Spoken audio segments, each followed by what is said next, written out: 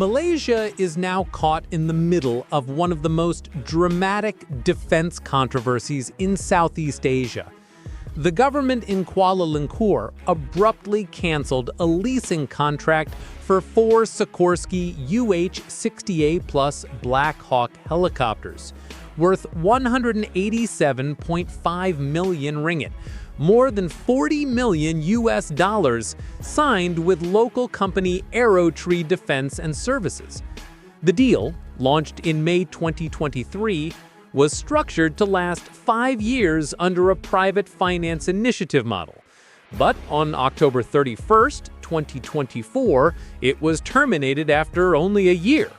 Aerotree now threatens to sue the Malaysian government, claiming damages that could reach tens of millions of dollars. According to The Edge Malaysia and Channel News Asia, the case may escalate to international arbitration in Singapore or even The Hague.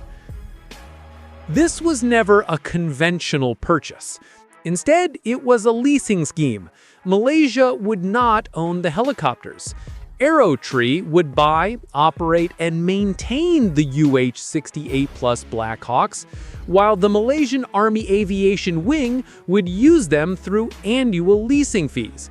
The concept was designed to reduce upfront costs, avoiding heavy government expenditure. Leasing is not new in military procurement.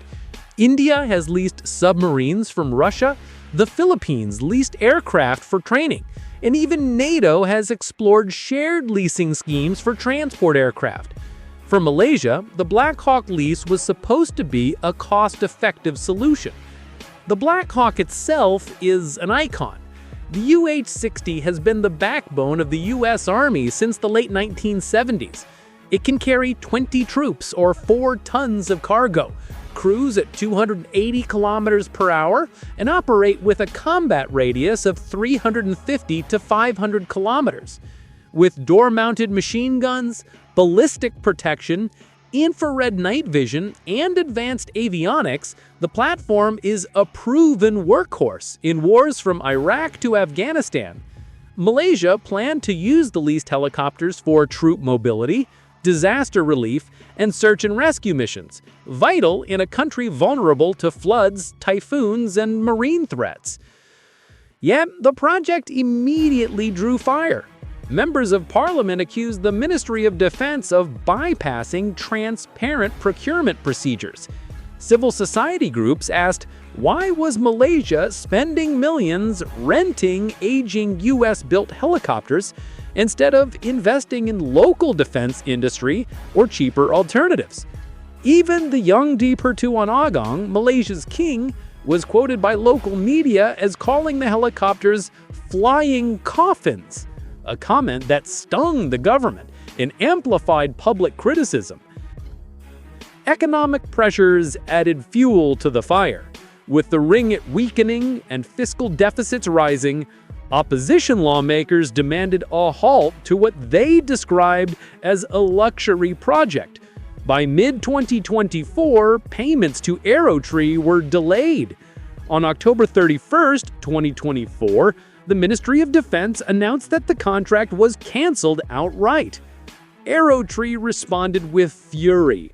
The company claimed that it had already invested heavily in acquiring the helicopters, upgrading them to operational standards, and setting up maintenance infrastructure in Malaysia. Engineers had been hired, hangars refurbished, and spare parts stocked. Aerotree argues that all these sunk costs were wasted due to the government's sudden decision. The company further accuses the government of damaging its reputation with Sikorsky and other international partners. According to leaked documents cited by Channel News Asia, Aerotree is preparing to demand compensation not just for financial losses, but also for reputational harm, a claim that could magnify the damages awarded if arbitration proceeds.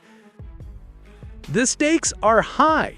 If Aerotree wins in arbitration, Malaysia could face damages running into tens of millions of dollars, money that would otherwise fund its defense modernization. Beyond financial loss, the bigger danger is reputational.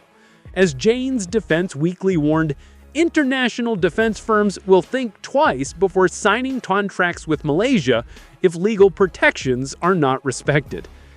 The cancellation also raises questions about Malaysia's defense priorities.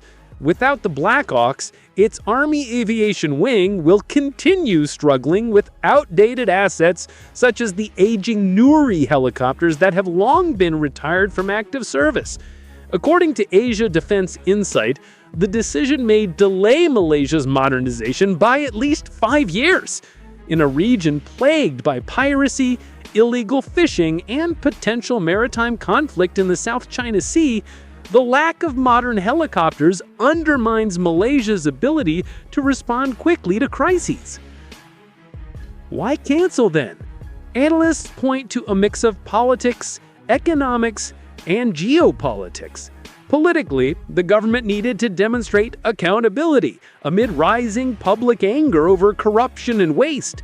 Economically, the state budget is under immense strain, with the ringgit under pressure and inflation rising. Geopolitically, Malaysia may be signaling a desire to diversify its defense suppliers. Some insiders, cited by the Straits Times, suggest that Kuala Lumpur is considering Russian Mi-171 helicopters or European Airbus H225M as alternatives. But such alternatives are far from straightforward.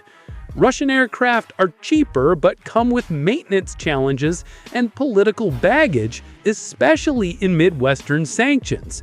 Airbus platforms are technologically superior but come at significantly higher cost. Either way, Malaysia's credibility has already taken a hit.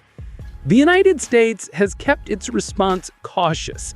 A Pentagon spokesperson told Reuters that the matter was strictly commercial. But insiders reveal Washington's disappointment. The Black Hawk is not just hardware, it's a symbol of American defense cooperation.